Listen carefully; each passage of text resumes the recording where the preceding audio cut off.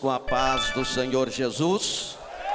Só quem está feliz dá uma salva de palmas para o Rei Jesus.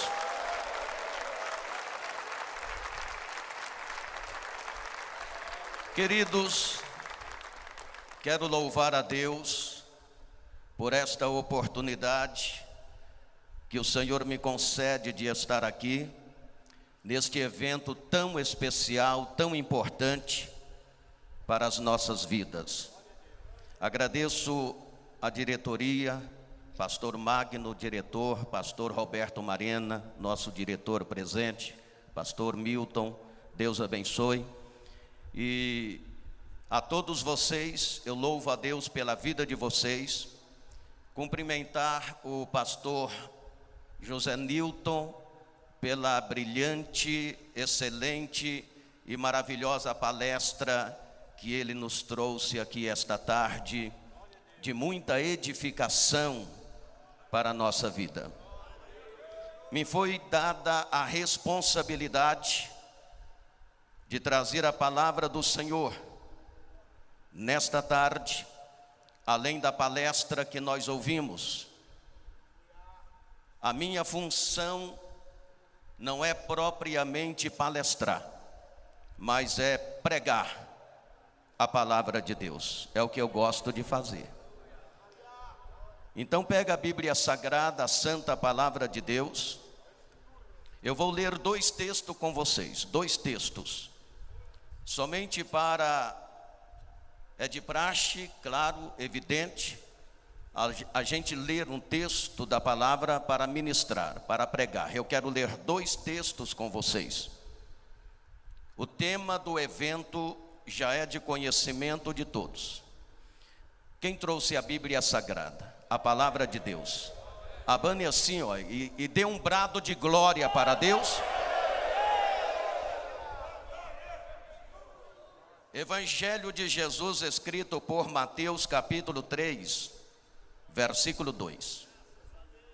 Evangelho de Jesus, escrito por Mateus, capítulo 3, versículo de número 2. Somente o versículo 2 do capítulo 3 de Mateus. Eu vou contar de 1 até 3 e vou pedir a todos vocês que estão com a Bíblia aberta, leia em voz alta, pode ser? Então vamos lá, 1, 2, 3, já.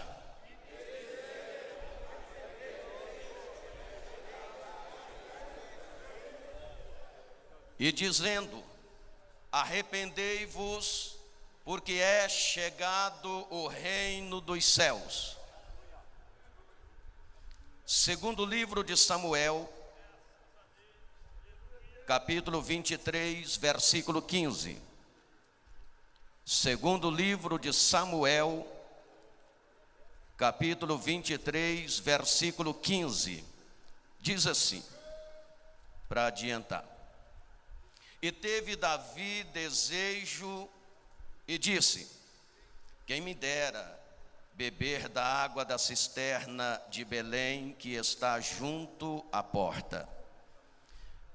Então aqueles 3 valentes romperam pelo arraial dos filisteus e tiraram água da cisterna de Belém, que está junto à porta, e a tornaram e a trouxeram a Davi, porém ele não a quis beber, mas derramou-a perante o Senhor.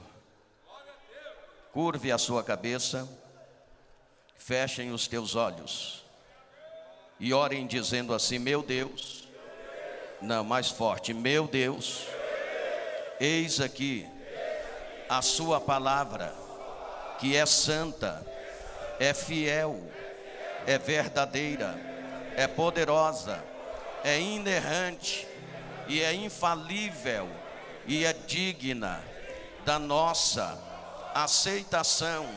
Senhor, o meu coração está aberto para receber a sua palavra. Fala ao meu coração. Amém. Ainda em pé, só um minutinho. Eu quero que você desocupem as mãos. Coloca a Bíblia em cima da cadeira. e dê uma salva de palmas para Jesus.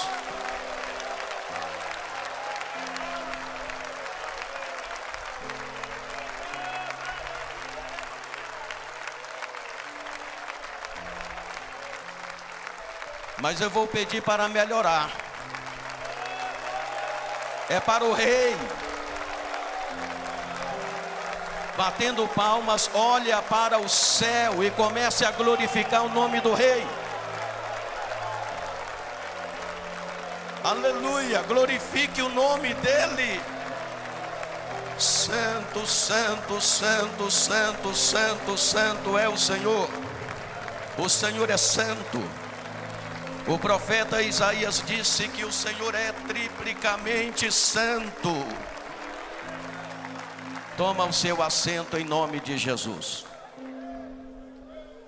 Queridos e amados irmãos, quero deixar vocês à vontade para glorificar a Deus quando você for impulsionado pelo Espírito Santo e sentir o desejo de glorificar o nome dele.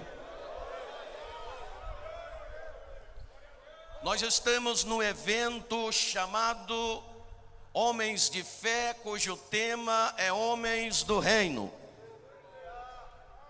Que homens são esses que pertencem a um reino?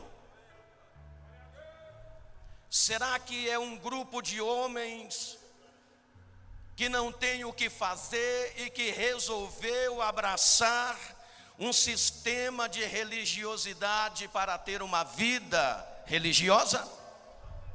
Evidente que não. E que reino é esse que esses homens pertencem? No texto que nós lemos no Evangelho de Jesus, escrito por Mateus, no capítulo 3, versículo 2, a palavra está dizendo: é chegado o reino dos céus. A declaração de que o reino está chegando, ou está próximo, ou é chegado, significa a realidade presente do domínio soberano de Deus sobre tudo na esfera da salvação. Significa a realidade presente do domínio soberano de Deus sobre tudo na esfera da salvação. Você entende isso? Esta frase, meus irmãos, diz respeito à encarnação do Verbo, que inaugurou a manifestação do reino num estágio superior e soberano como nunca foi visto antes. Fala justamente do reino dos céus através da pessoa bendita de Jesus. É chegado porque em Cristo se cumprem a promessa do reinado eterno de Deus. Este reino já é realidade agora, mas ele alcançará a sua essência, a sua plenitude, quando Cristo vier em glória com a sua igreja. Aí sim, ele irá implantar um reino literal milenar, em que a igreja, eu e você, reinaremos com ele. Apesar de, no sentido geral, o reino de Deus já ser uma realidade presente desde o início da história, a vinda do reino no estágio superior foi anunciada pelos profetas do Antigo Testamento. O profeta Isaías, ele profetizou não somente a chegada do rei messiânico, mas de seu arauto também. E essa pessoa foi João Batista. Meus amados, se o reino foi profetizado, o rei foi profetizado pelos profetas do Antigo Testamento, porque é então que, quando Jesus veio, o nosso rei, para estabelecer este reino, que já desde o início da história é realidade, mas manifestado nesses últimos tempos, ou seja, no tempo de Cristo, com mais soberania, com mais poder, com mais realidade. Por que que os judeus não receberam o rei e não compreenderam o seu reino? Por que é que os judeus, as autoridades religiosas, rejeitaram o rei, não entenderam o seu reino e não quiseram ser homens desse reino? Alguns fatos mostram porque eles rejeitaram o rei messiânico com o seu reino. Primeiro, porque eles interpretaram mal as profecias bíblicas. Em Mateus 21:42, o Senhor Jesus, em confronto com eles, disse: nunca leste nas Escrituras que a pedra que os edificadores rejeitaram foi posta por cabeça do ângulo?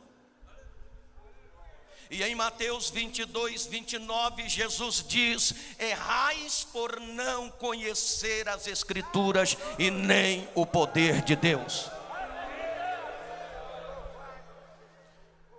Segundo fato, porque eles não receberam o rei messiânico com o seu reino.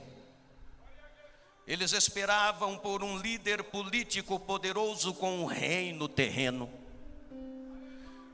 Jesus Cristo, quando nasceu, ele nasce sem nenhum poder político e sem nenhuma riqueza humana. Em Mateus 13:55, eles olhavam para Jesus, para o rei messiânico, para o seu reino, e dizia: ele não pode ser o rei que esperamos, porque ele não era o líder político com o reino terreno que eles esperavam. Eles diziam em Mateus 13:25: não é este o filho do carpinteiro? Sua mãe é Maria, seus irmãos são Tiago, José, Simão e Judas. Não entenderam que o rei prometido nas Escrituras não veio cumprir a agenda de homem, mas veio cumprir o propósito poderoso e soberano de Deus. Aleluia, glórias ao nome do Senhor. Esperavam um reino que chegaria de forma estrondosa, com um grande cerimonial que iria apresentar ao mundo o reino no qual eles teriam participação proeminente.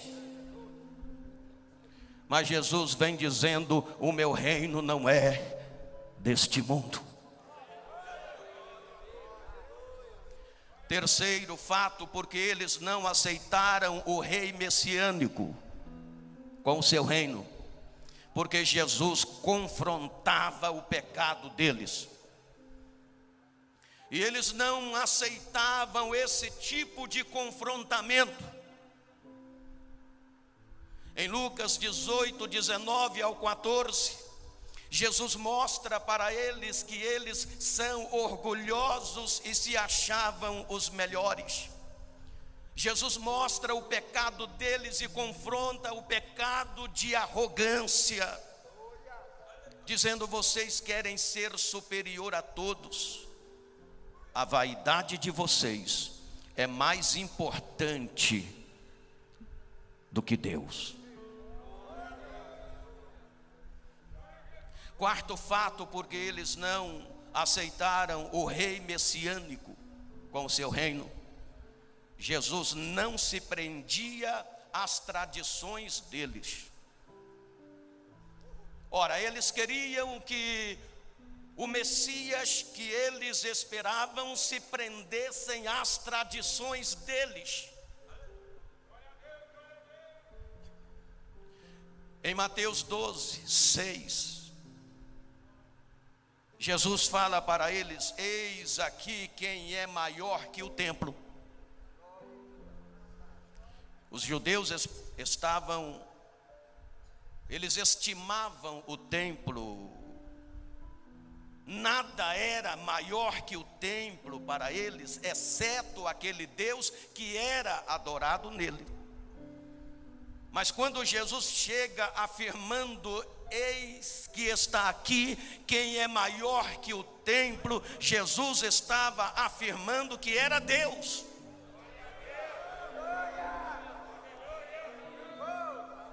Quinto fato: porque eles não aceitaram o rei messiânico com o seu reino. Eles preferiram ouvir seus líderes religiosos. E quando lemos Mateus 15, 14, vemos Jesus confrontando esses líderes religiosos. Jesus os chamou condutores cegos e disse: olha, um cego guiando o outro, certamente ambos cairão no buraco.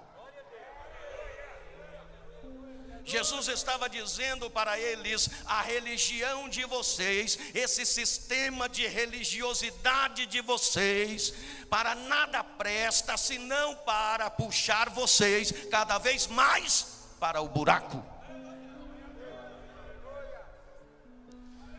Em Mateus 23, 27, Jesus chama a atenção desses líderes religiosos, dizendo: ai de vós, mestres da lei e fariseus hipócritas, vocês são como sepulcros caiados, bonitos por fora, mas por dentro estão cheios de ossos e de todo tipo de imundície. Aleluia. Eles eram religiosos, simplesmente religiosos. Vocês sabem, e eu só quero lembrar: cristianismo não é religiosidade. Cristianismo é relacionamento com Deus. Quem aqui tem relacionamento com Deus aí? Aleluia, levante a mão e glorifica o nome daquele que vive e reina.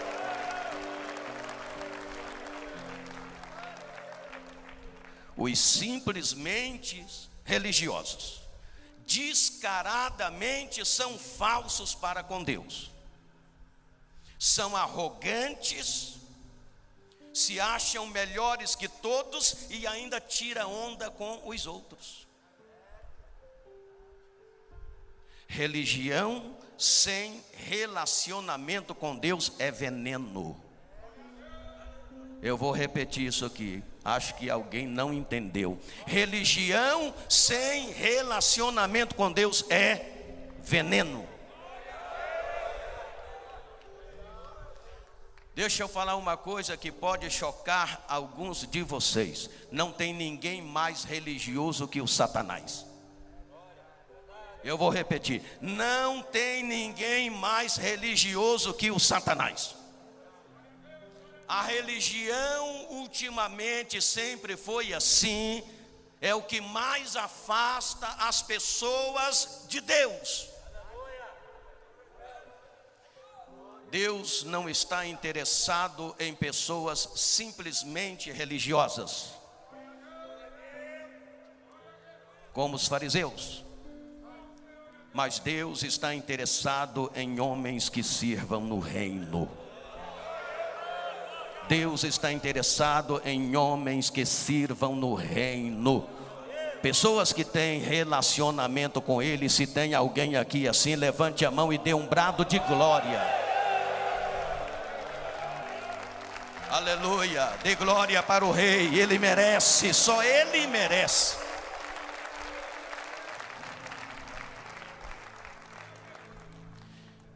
Davi, antes de assumir o trono, ele era anônimo, só ficou conhecido, famoso na nação quando derrotou o gigante Golias. A partir daí, Davi, ele é reconhecido na nação e Deus dá a ele grandes vitórias. no seu reinado.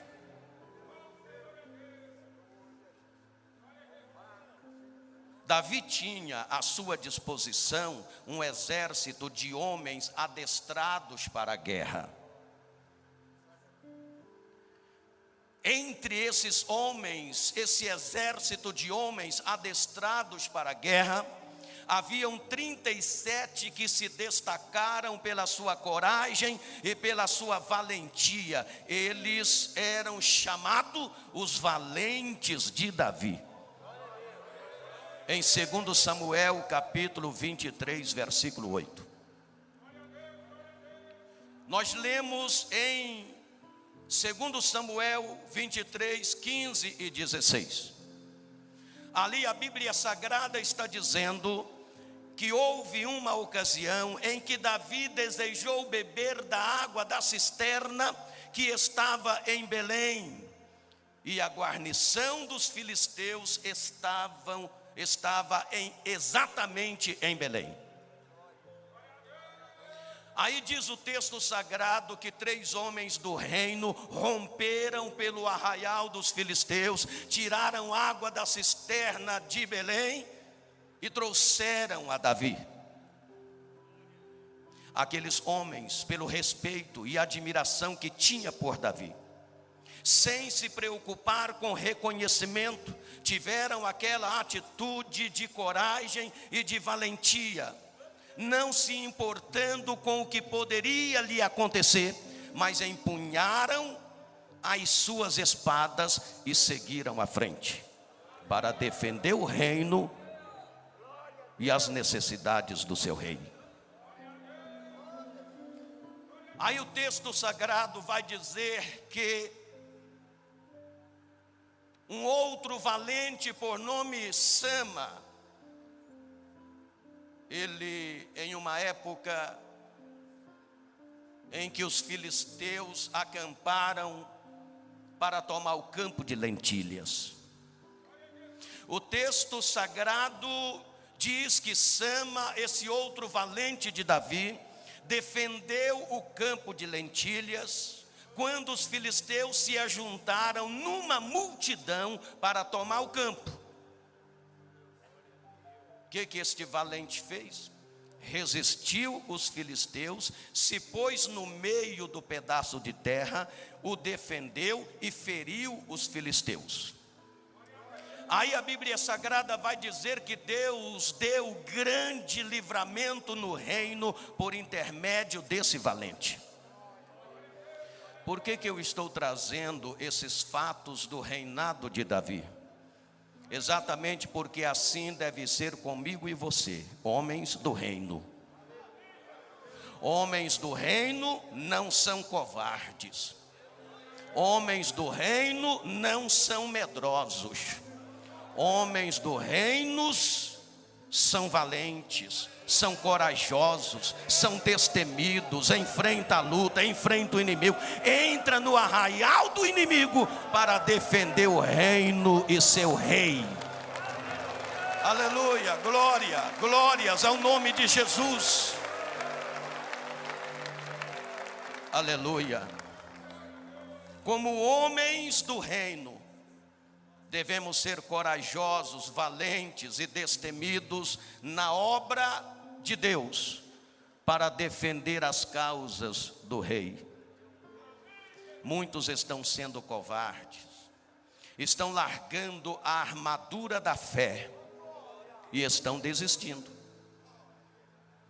Meus irmãos, seguir avante é o desejo de Deus para todos nós, sem recuar e sem vacilar.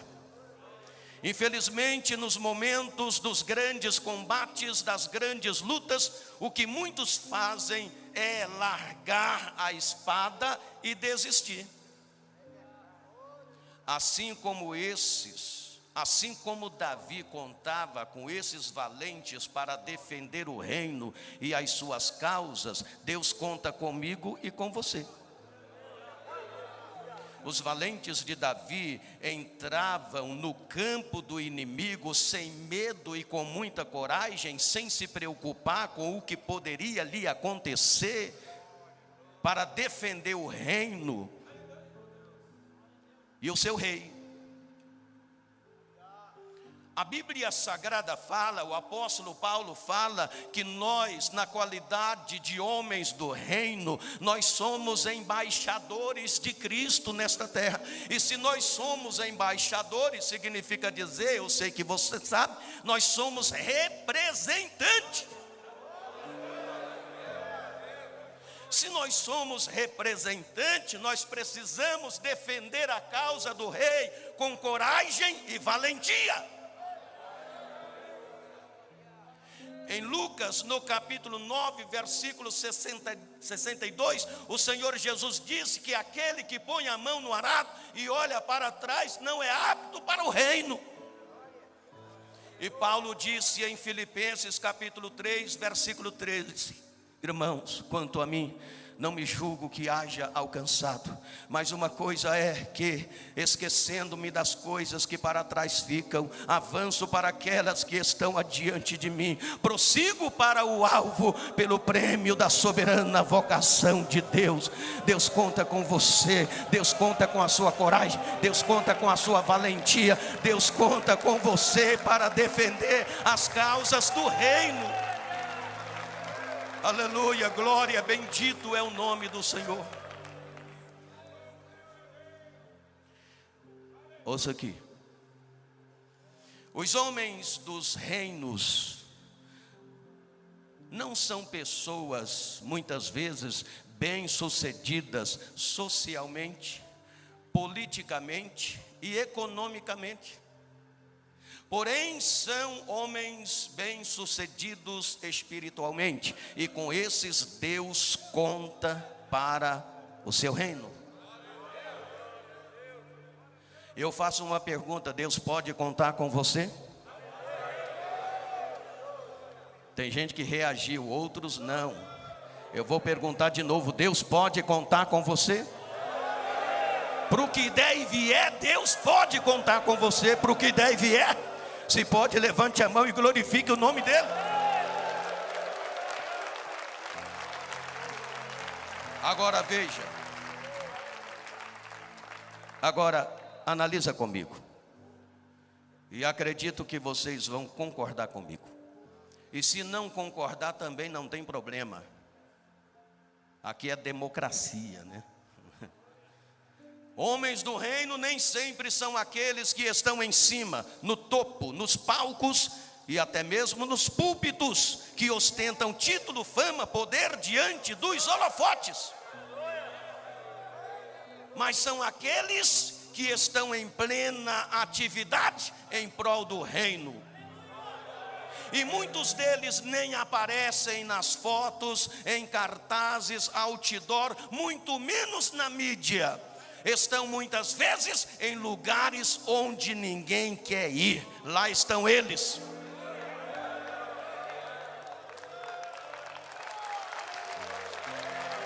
Aleluia, glória a Deus. Não tem problema, você pode glorificar, não há problema nisso.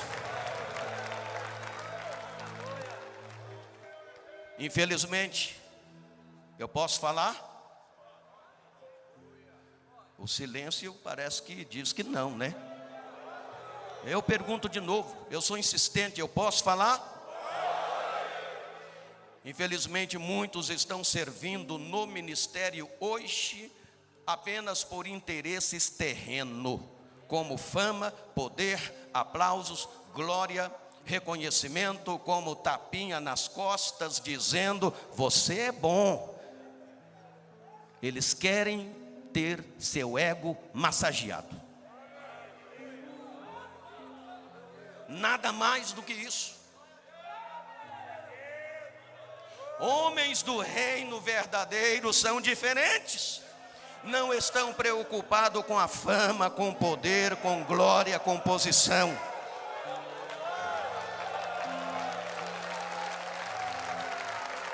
Aleluia, glória a Deus. Tem gente que já começou a entender. Já estou ouvindo uns glória a Deus com mais ênfase.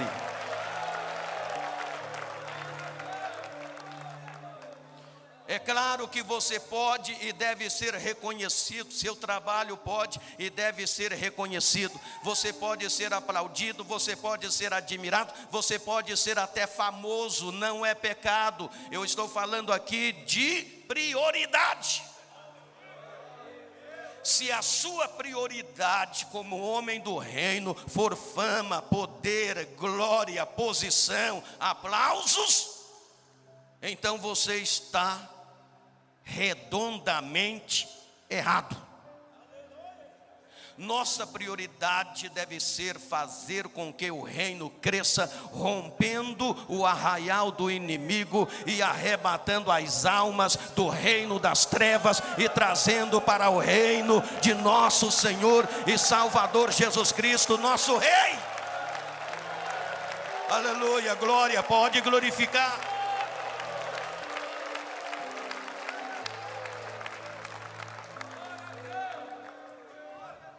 Deus estabeleceu e estabelece homens para o seu reino. Eu vou repetir. A repetição é didática. Deus estabeleceu e estabelece homens para o seu reino. Entretanto, entenda que as preferências de Deus nem sempre são as escolhas dos homens, e as escolhas de Deus nem sempre são a preferência dos homens. O que Paulo disse em Romanos capítulo 9, versículo 13, não é uma dupla predestinação, nem eleição, nem condicional.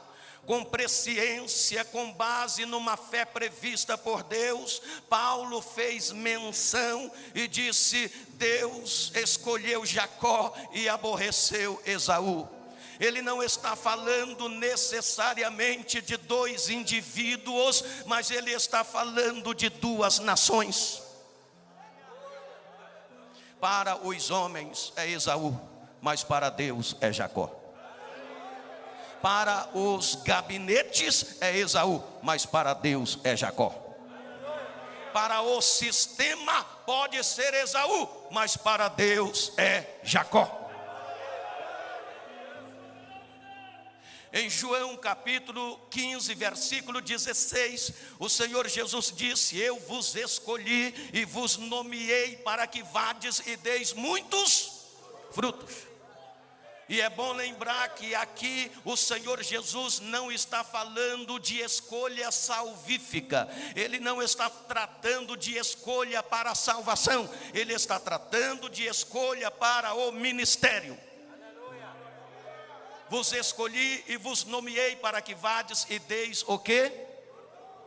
Então, percebe que como homens do reino, escolhidos e nomeados por Deus, precisamos gerar, precisamos produzir, precisamos dar frutos. Você se lembra daquela passagem em que João Batista pregava no deserto da Judeia e ele disse: o machado está posto na raiz da árvore, e toda árvore que não produzir bom fruto é cortada e lançada aonde? Entenda o que eu vou dizer. Nossa geração pode até estar gerando muito, porém, é preciso tomar cuidado para não gerar sem propósito. Quem gera sem propósito, gera segundo a carne. Mas quem gera com propósito no tempo de Deus, gera segundo Deus. Tem gente dando a impressão que está gerando muito, mas infelizmente está gerando muito sim, mas sem propósito. Segundo a carne. E se tem algum propósito, o propósito está errado. É um propósito carnal. Olha para cá. Lembra de Penina, no capítulo 1 de Samuel. 1 Samuel, capítulo 1, lembra de Penina? Penina gera muito, mas nenhum resultado para o reino. Por quê? Porque Penina gera sem propósito. O que é gerado sem propósito não serve para o reino, porque é gerado segundo a carne, e o que é gerado segundo a carne não é segundo o Espírito. Então Penina, ela gera muito, mas nenhum resultado para o reino. Agora Ana espera o tempo de Deus e gera mas Ana gera com propósito. Para você entender que Ana gerou com propósito, você já sabe do voto que ela fez e quem foi que nasceu Samuel. Quem foi Samuel? Quem foi Samuel no reino? Juiz, profeta e sacerdote. Então Penina gera muito, mas gera sem propósito, nenhum resultado para o reino. Ana espera para gerar e gera com propósito, com resultado para o reino. Agora ouça-me, por favor. Você pode até estar gerando muito, mas com que propósito você está gerando? Para encher os cofres da igreja? Esse é o propósito? Para aparecer diante dos homens? Esse é o propósito? Os fariseus também faziam isso. Você está gerando com que propósito? Vamos falar conosco, pastores, pregadores. Para dobrar a ficha diária, esse é o propósito? Para dizer que é bom, esse é o propósito?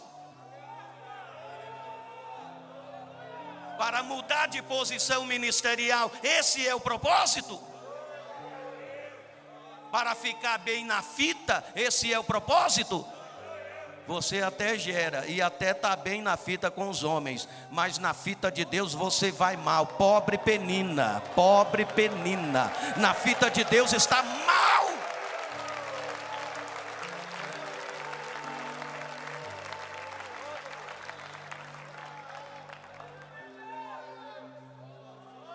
Aleluia, aleluia, aleluia. Aleluia. Raishon declama lá baixandarai. Aleluia, aleluia. Deus tem seus propósitos. Desde o início, Deus trabalha com propósitos para o seu reino. Eu vou comentar sobre o capítulo 38 de Gênesis. Até vai parecer que eu estou fugindo um pouco do assunto, mas você vai ver que eu não vou fugir do assunto. É certo, meus irmãos, que existem passagens na Bíblia Sagrada difíceis de se entender devido à nossa incapacidade humana. Mas mesmo quando você se deparar com algumas passagens da Bíblia difíceis de ser entendida, saiba que há um propósito de Deus ali. Há um propósito de Deus ali, pode ser até desconhecido por você agora, mas há um propósito de Deus ali, e se você focar nisso, você vai entender o que o texto, com o seu contexto, está dizendo. Um desses textos é o capítulo 38 de Gênesis. Confesso que quando eu comecei a ler a Bíblia Sagrada, travei no capítulo 38 de Gênesis, com dificuldade para entender o porquê de tudo aquilo, porquê que teria de ser daquela maneira, até que eu foquei no propósito de Deus. O capítulo 38 de Gênesis, você sabe, fala sobre Judá e Tamar. Judá era o quarto filho de Jacó. Logo no primeiro versículo lemos que Judá se separou de sua família logo após José ter sido vendido. Podemos supor que Judá se ausentou da sua família porque ele tinha preferido se ausentar para não ter de conviver com aquela dor diária ao ver o sofrimento do seu pai e ele tendo de manter aquela mentira em relação a seu irmão José. Então Judá saiu da sua casa. E a Bíblia mostra que ele foi morar em Adulão, uma das cidades reais dos cananeus. Ali em Adulão, Judá conheceu a sua esposa, casou e teve 3 filhos. O primeiro se chamava Er, o segundo se chamava Onã e o terceiro se chamava Selá. Era de costume na época o pai escolher a esposa do filho. Então Judá buscou uma mulher para seu primogênito Er, e o nome desta mulher era Tamar. Diga comigo, Tamar. É fácil criticar e pregar contra Tamar, o difícil é entender o contexto histórico e o propósito de Deus em tudo isso. Se casou com Tamar. Só que veja bem, a Bíblia Sagrada diz que não tinha relações sexuais com Tamar. Por uma razão, ele não quis se relacionar com Tamar. Por uma razão, ele não quis cumprir com o seu papel de homem, com o seu papel de marido. E não teve relações com Tamar. E aí a Bíblia vai falar no versículo 7 que Deus o matou. Diga comigo, Deus o matou. Pois o curso da semente de Gênesis 3,15 tinha de passar pelo ventre de Tamar. E quando recusa ter relações com Tamar, ele estava simplesmente impedindo que o curso da semente de Gênesis 3,15 passasse pelo ventre de Tamar. Deixa eu falar uma coisa aqui. Quando você quer impedir o plano de Deus, pode ter certeza, uma hora Deus vai te tirar do caminho. Pastor, não repete isso não, eu vou repetir. Quando você quer impedir o plano de Deus, pode ter certeza, uma hora dessas Deus vai te tirar do caminho.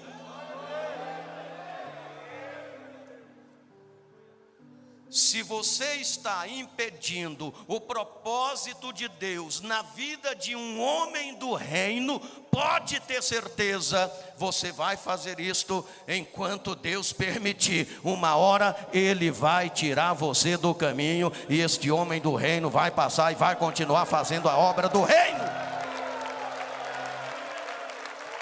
Aleluia, pode glorificar o nome dele. Então ouça, o que fazer agora? Morreu, Tamar é uma viúva e não gerou.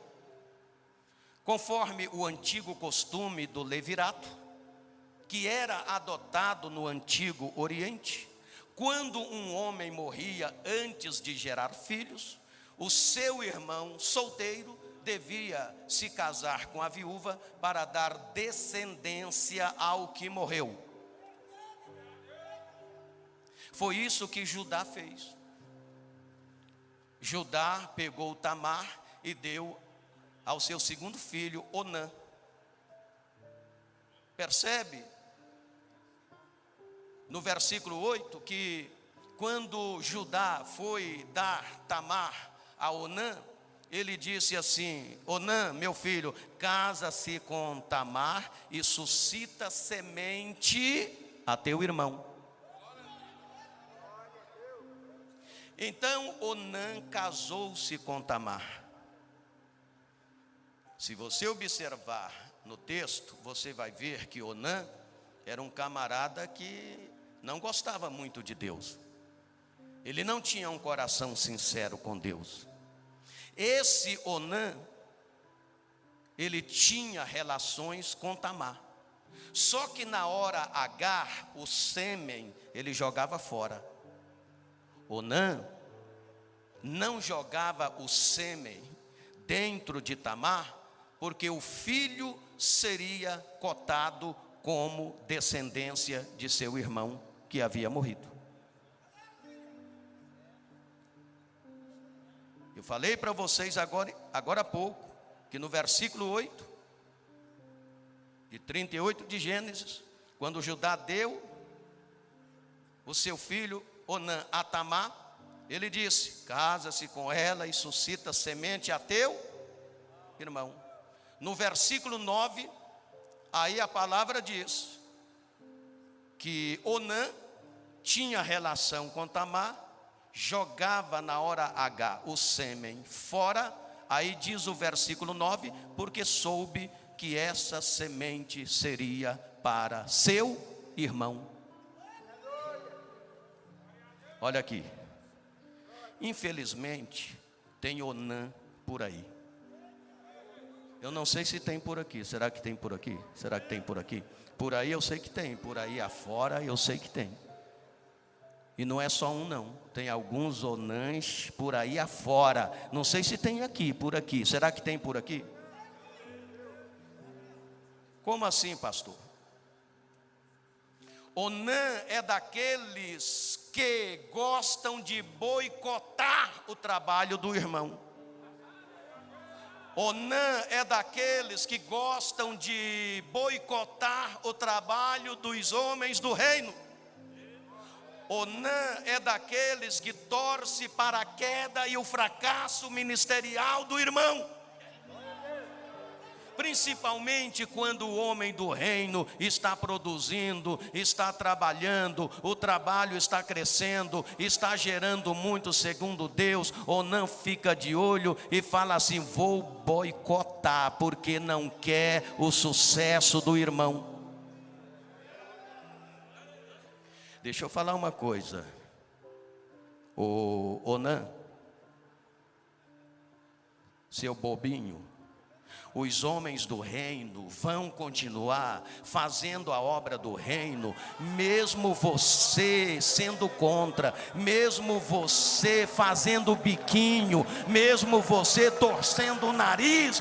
Os homens do reino vão continuar trabalhando, lutando, trabalhando, lutando em prol do reino. Oh glória, pode glorificar o nome do Senhor, Ele está presente.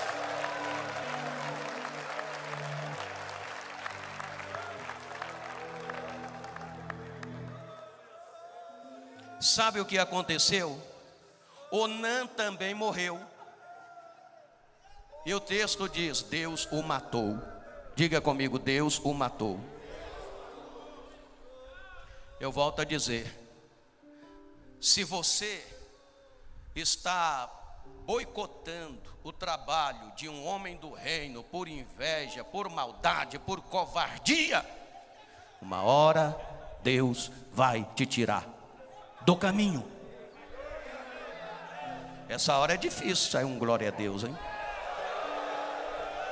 O primeiro e o segundo glória saiu, o terceiro ficou engasgado na garganta, não saiu por nada, hein? Aleluia, glória. Agora Judá está preocupado.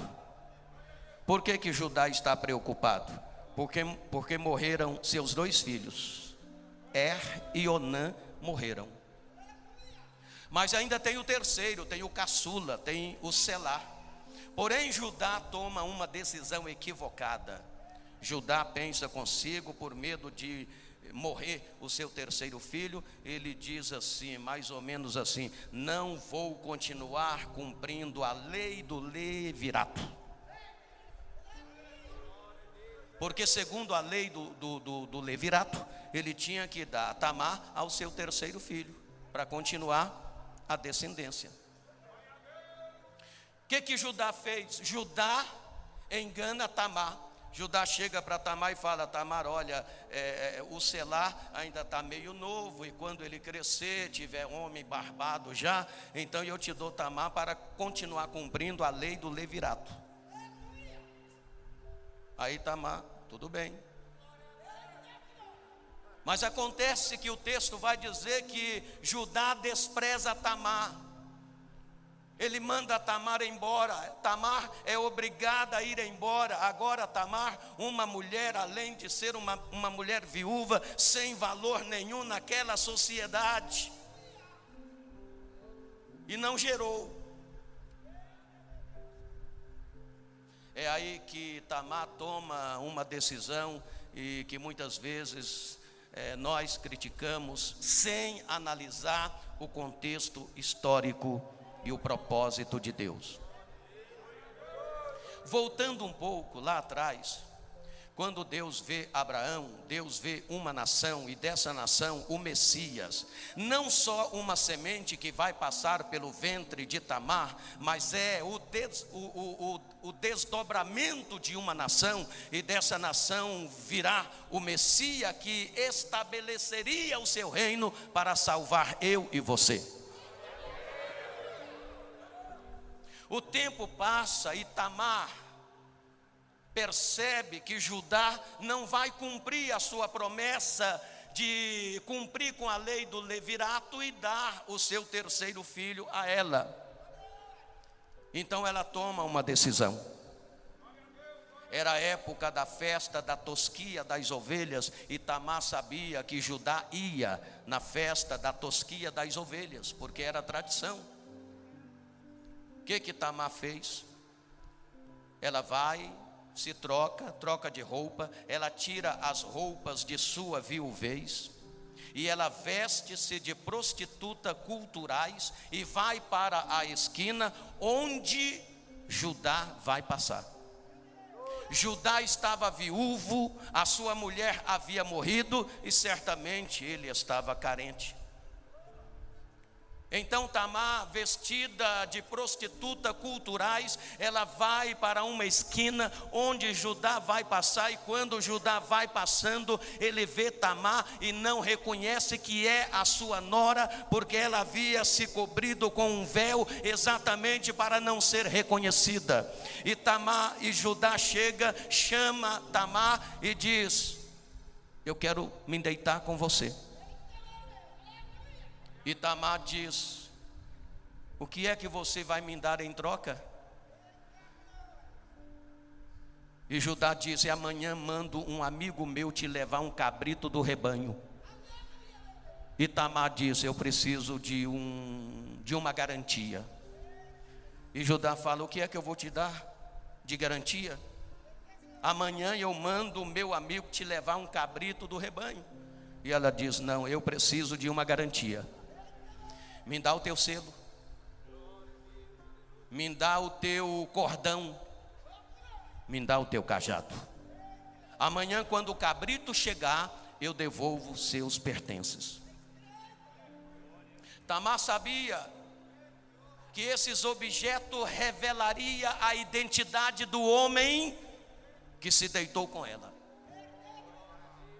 Ela sabia que a sua vida estaria em risco quando a sua barriga começasse a crescer. Ela ia ter que provar quem era o pai da criança.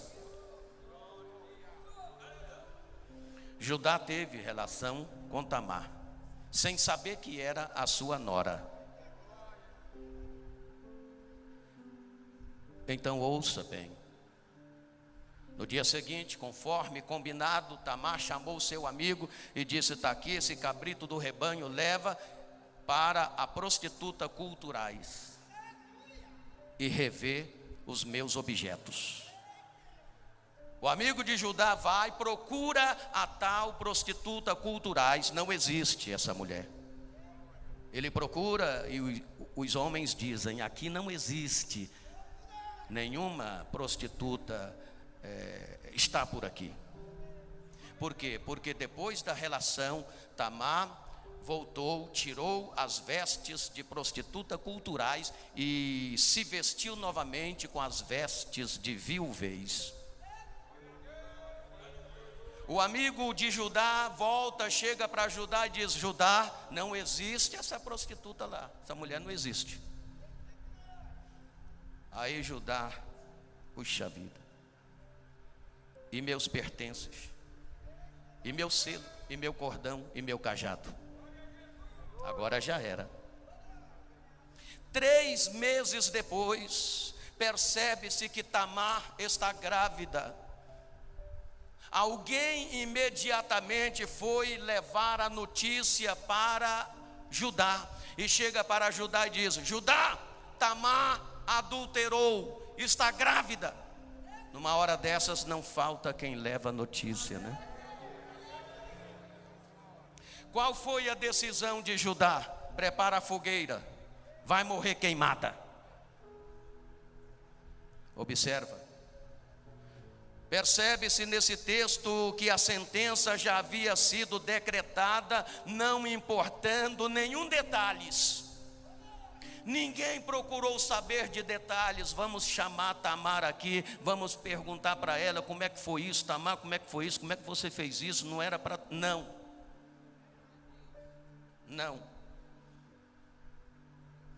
Nada disso era importante.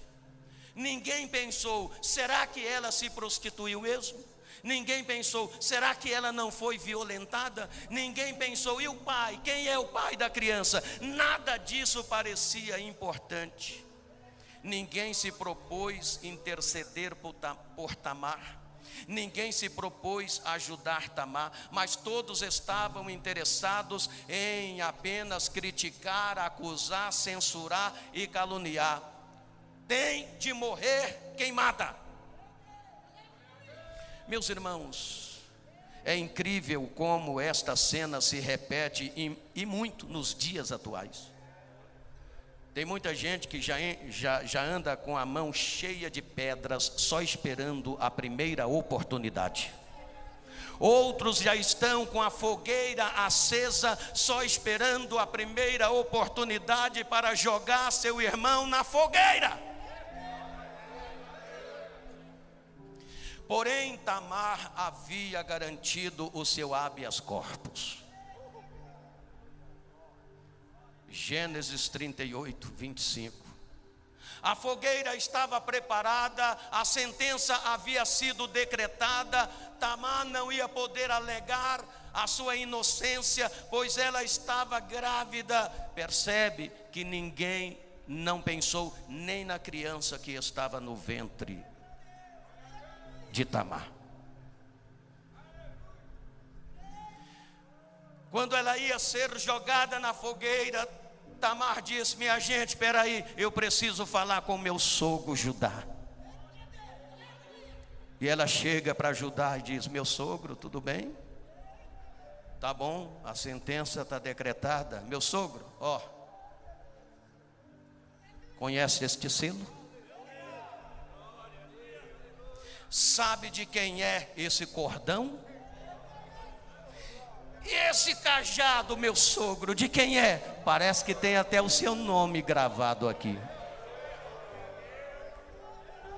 Certamente Judá bota a mão na cabeça e diz: Tamar, o que você quer dizer com isso, Tamar? O que eu quero dizer, meu sogro? Ouça bem. Do homem de quem são esses pertences, eu estou grávida. Mais do que depressa, apaguem a fogueira.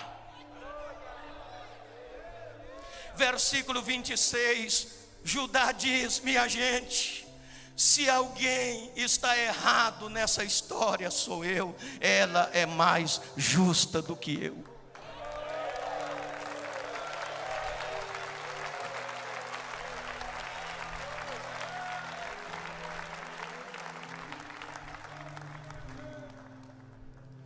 eu deveria ter cumprido a lei do levirato e ter dado o meu terceiro filho, Selá, e não dei. Apaguem-se o fogo. Irmãos, ouça uma coisa. Tamar, mesmo de forma perigosa, porém sabiamente, agiu segundo a lei da época em que vivia. Não aceitou perder o que era seu por direito. E olha aqui, mesmo sem saber, não permitiu a vitória do diabo na tentativa de cessar a descendência de Judá, linhagem da qual viria o nosso rei para estabelecer o seu reino. Na verdade, meu Deus do céu, tempo esgotado. Posso concluir? Posso concluir? Na verdade, existem 3 estrangeiras que merecem nossa consideração: Tamar, Raabe e Ruth. Revela a amplitude da graça de Deus.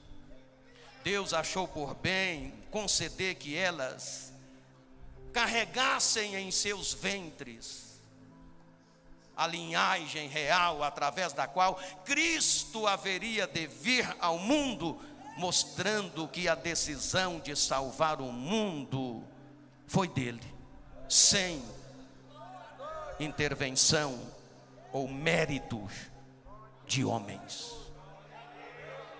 Mostra também que Cristo, ouça bem, que em Jesus Cristo a graça de Deus alcança pessoas de todos os povos, línguas e tribos.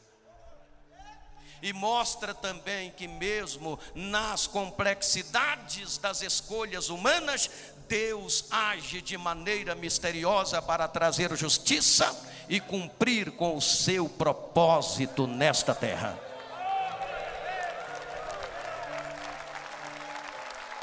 Aleluia.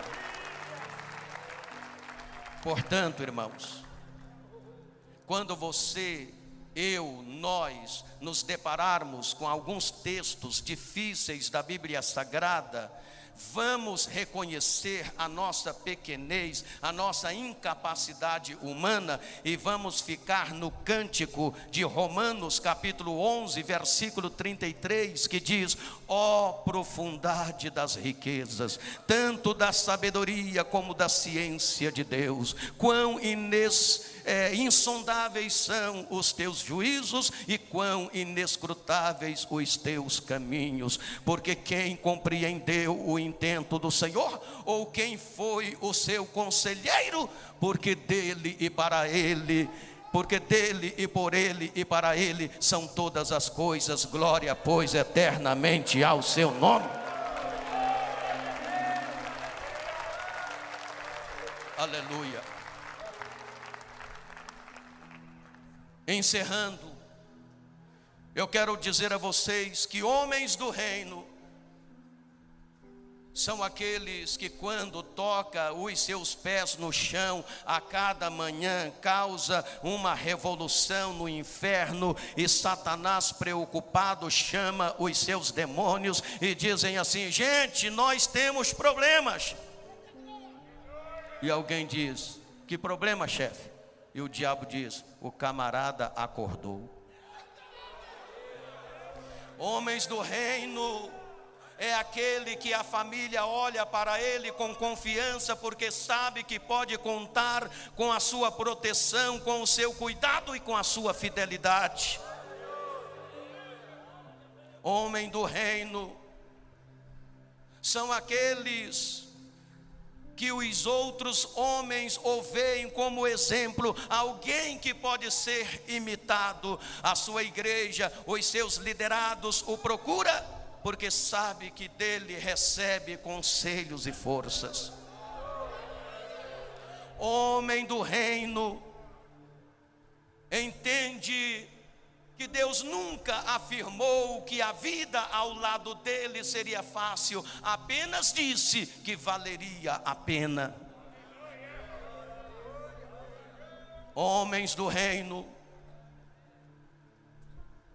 sabe, e concentra todo o seu propósito em um principal: o avanço do reino para o aperfeiçoamento daqueles que se encontram no próprio reino. Vai em busca disso sem se preocupar com o preço a ser pago.